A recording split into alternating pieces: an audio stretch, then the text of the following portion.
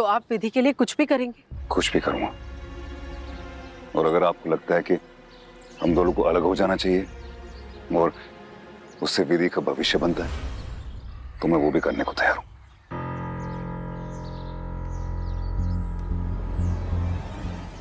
कितना कुछ हो गया इन दिनों में। मेरा पूरा परिवार डगमगा गया। देव जी, विधि मेरे परिवार की जान है और मेरे पति इस घर की नींव।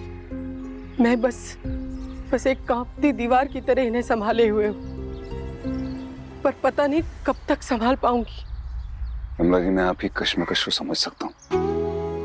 माँ की भूमिका बड़ी मुश्किल होती है।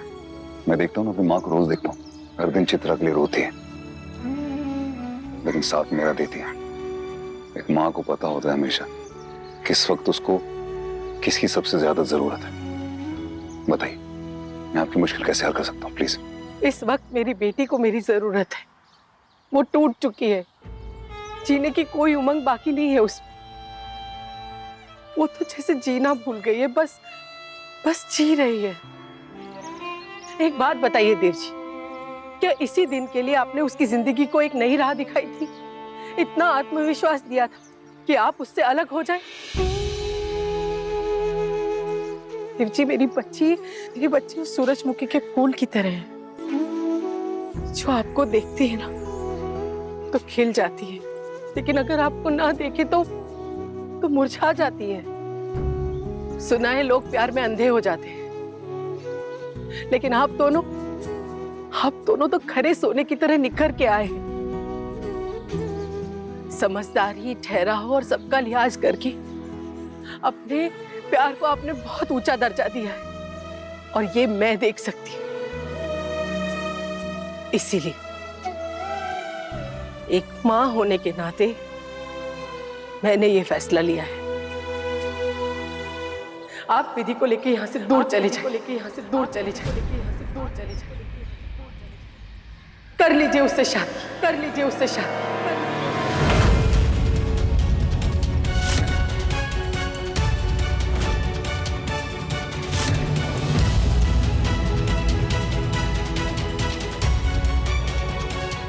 मैं माँ हूँ उसकी, मैं इजाजत देती हूँ आपको। आपके पास दो माँओं का आशीर्वाद है। आपसे बेहतर जीवन साथी मेरी बच्ची को नहीं मिल सकता। मुझे पूरा भरोसा है कि वो आपके साथ बहुत खुश रहेगी। मैं चाहती हूँ वो जिए, मुस्कुरा के जिए अपने जीवन साथी के साथ, जिससे वो प्यार करती है। कहे देव जी, आप ले जाएंगे ना विधि को अपने साथ? करेंगे ना उससे शादी? अब बस यही रास्ता है। हाँ करूंगा। आप जो कह रही हैं वो सब करूंगा। मैं विधि को भगा के उससे शादी करूंगा, क्योंकि बस अभी एक यही रास्ता बचा है, यही सही है। दुनिया को ठुकरा कर, रिश्तों को छोड़कर हम एक हो जाएंगे।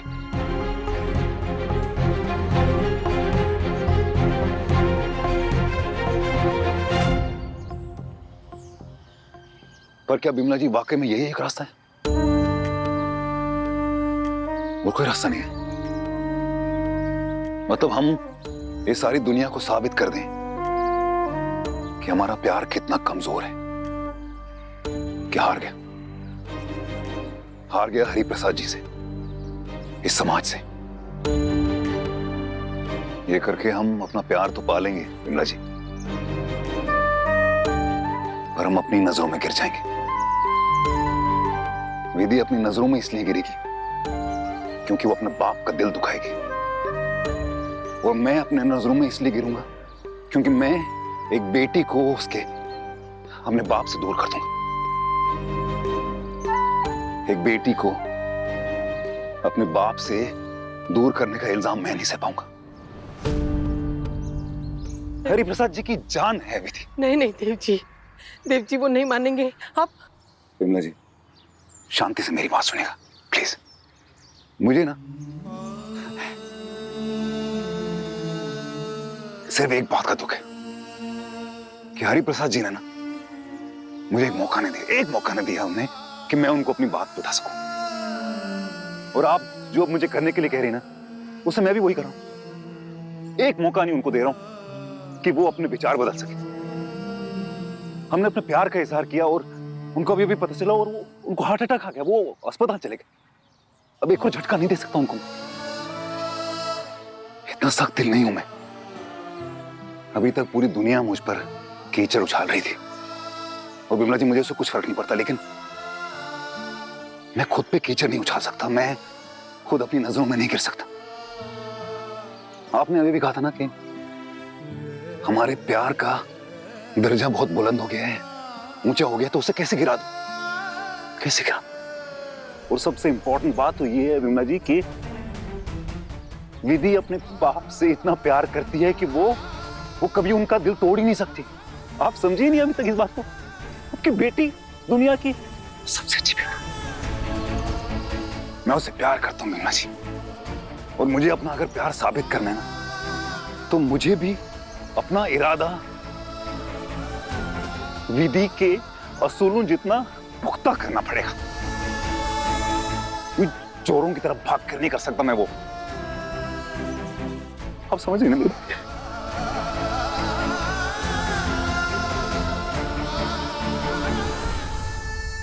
आपके घर में तो मिला अपनी माँ का साया है ना, और आपका ये विश्वास है कि माँ दो प्यार करने वालों को हमेशा मिलाती है। अगर उन दोनों ने हमें मिला है तो आप पूरा विश्वास रखिए, आगे भी वही हमें मिलाएंगे। बिमला जी, आज आपका साथ मिला है तो हरि प्रसाद जी का साथ भी मिल जाएगा। आपने एक कदम बढ़ा है, वो भी बढ़ा लेंगे। अब देखिए ना, आप हमारे साथ हैं ना, तो आधी जंग तो जीत ही लिया, बाकी भी जीत जाएंगे।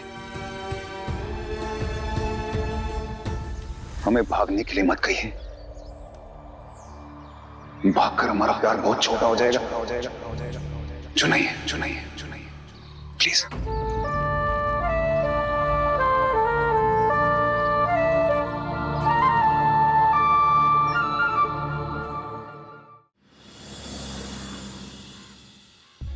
हाथ बढ़ाने जरा।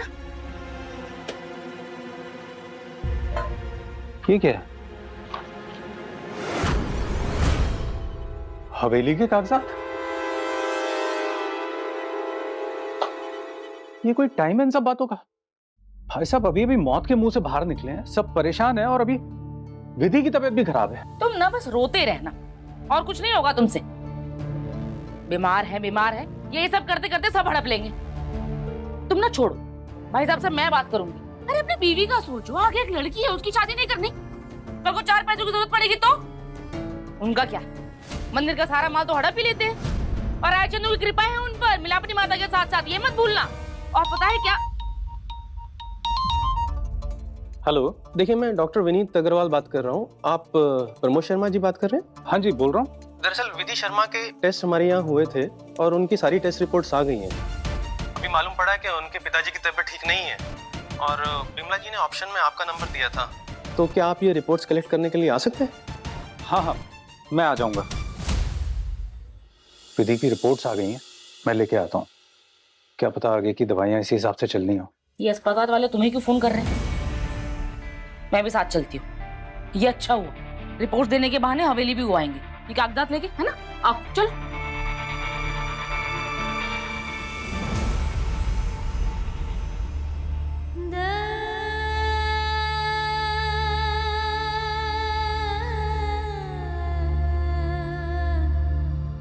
क्या हुआ माँ? कुछ काम था आपको?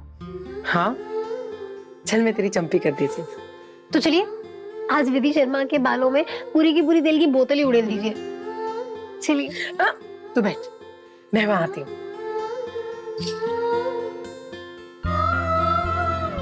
विदु, तुझे पता है आजकल मोबाइल पे ना नई नई चीजें सीखने और सुनने को मिलती है।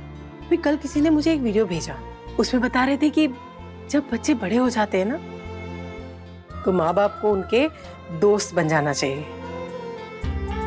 तो क्या तू मेरी सहेली बनेगी? हाँ माँ, वैसे भी मुझे आपसे अच्छी सहेली कहाँ मिलेगी। और मुझे तुझ जैसी।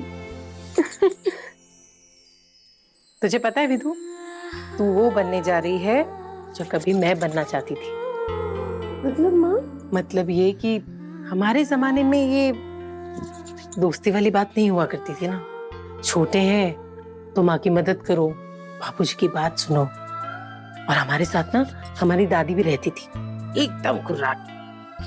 पता है, वो बातें कम करती थी, लठ ज्यादा चलाती थी।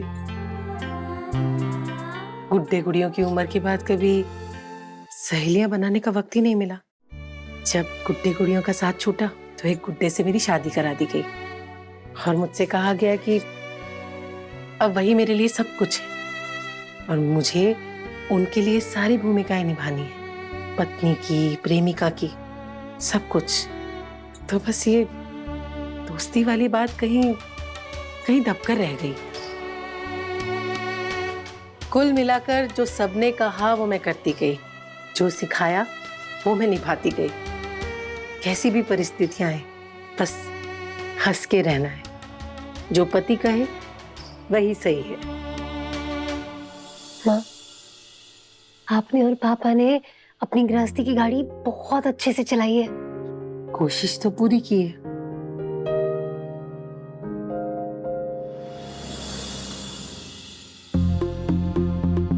आप लोग यहाँ वेट कीजिए, मैं डॉक्टर साहब को बुलाती हूँ। ये भाभी की जगह हमें बुलाया है, कुछ अजीब नहीं है? उन्होंने आपको काम पे लगा रखा है।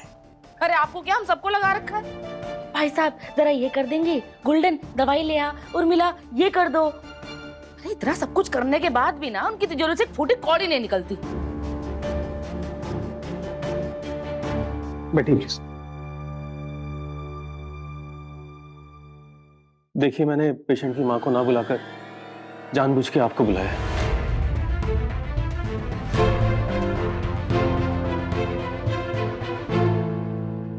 हमारे जमाने में ना हमें इतनी आजादी नहीं मिलती थी, तो लड़के पसंद करना तो दूर, लड़कों को देखने की भी इजाजत नहीं थी। वो तो मैं खुश नसीब निकली कि मुझे तेरे पापा मिले। वो समझदार भी हैं और बाकियों के मुकाबले थोड़े सरल भी। लेकिन मेरी अपनी कुछ इच्छाएं बस दबकर रह गईं, क्योंकि हम लड़कियों को खुलकर न बोलना तो बचपन से ही सिखाया जाता है। क्योंकि आज तक हमें कोई ऐसा मिला ही नहीं जो अपने आप हमारी जरूरतों को समझे, एक दोस्त की तरह, एक सहेली की तरह, कि अगर उसकी बात हमें बुरी लगे तो बस कट्टी करके बैठ जाओ और वो मनाए तो मान जाओ। तेरे पापा मेरे घर से निकलने के सख्त खिलाफ थे।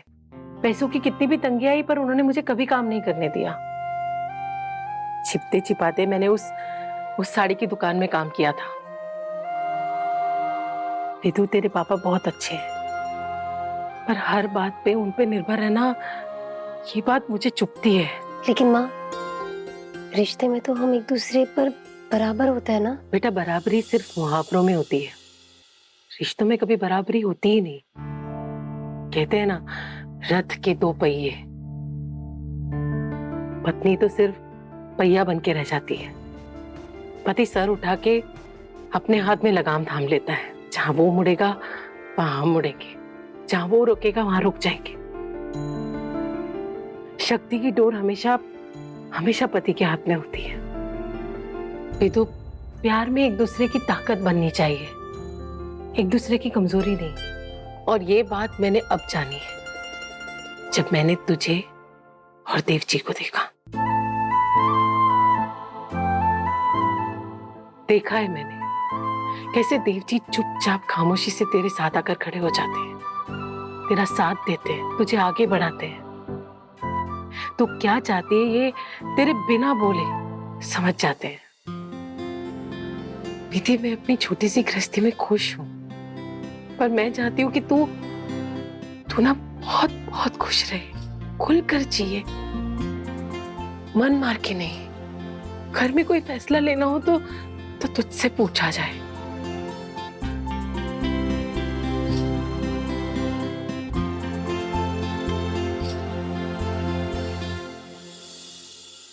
ऐसी क्या बात है डॉक्टर साहब? देखिए, विमला जी ने बताया था कि उनके पति को हाल ही में हार्ट अटैक हुआ है, तो इसीलिए मैंने सोचा कि मैं पहले ही आपसे डिस्कस कर लेता हूँ, फिर आप अपने हिसाब से उनको समझा दीजिएगा। देखिए डॉक्टर जी, जो भी बम फोड़ना है ना आप खुद ही फोड़ लीजिए। हम तो अच्छी बात भी करने जाते हैं तो उनको गाली जैसी लगती है। रिपोर्ट्स तो ठीक है ना डॉक्टर साहब? अनफॉर्चुनेटली सब ठीक नहीं है प्रमोद जी।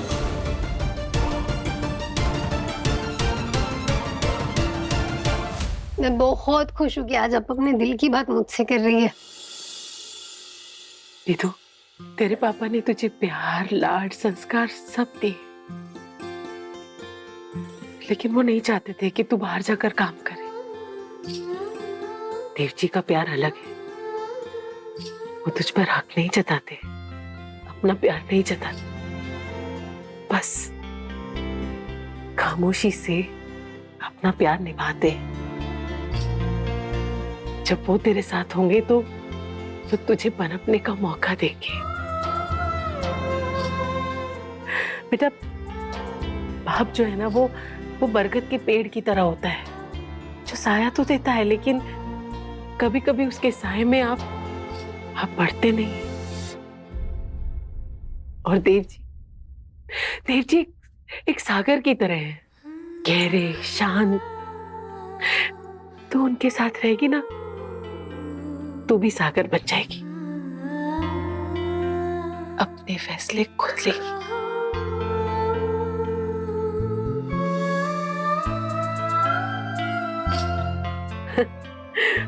हम तो उस जमाने के हैं जहां फिल्मों में भी प्यार 2 फूल दिखाकर किया जाता था।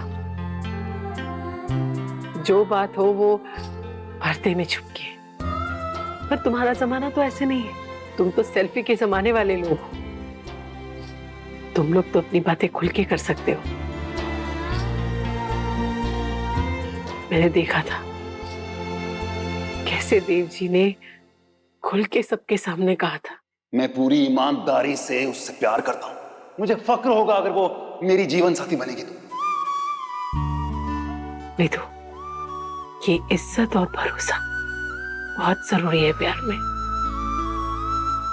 मानती हूं मैं कि तेरे पापा में और देव जी में उम्र का बस थोड़ा सा ही फासला है, लेकिन दोनों की सोच में जमीन आसमान का फर्क है।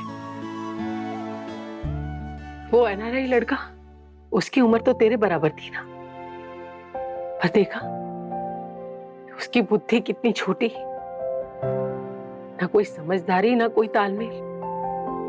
तो मुझे लगता है कि इंसान की उम्र से नहीं, उसकी समझ से उसे परखना चाहिए।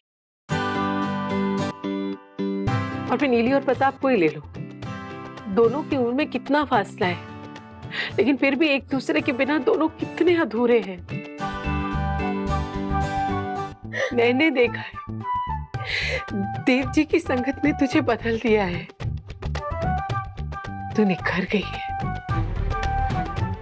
तेरा आत्मविश्वास बढ़ गया है।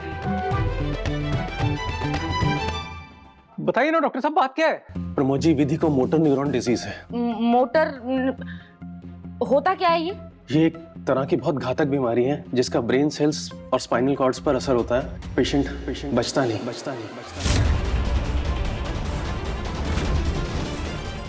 इसका कोई इलाज नहीं है।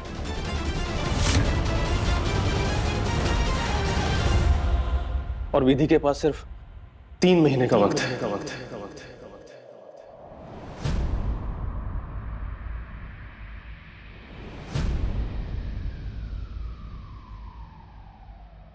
जिंदगी भले ही कितनी लंबी ना हो,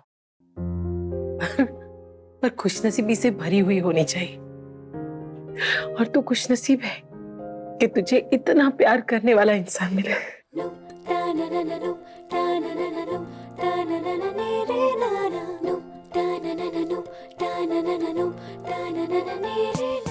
मैं समझ गई कि तेरी खुशियां सिर्फ और सिर्फ देव जी के साथ है।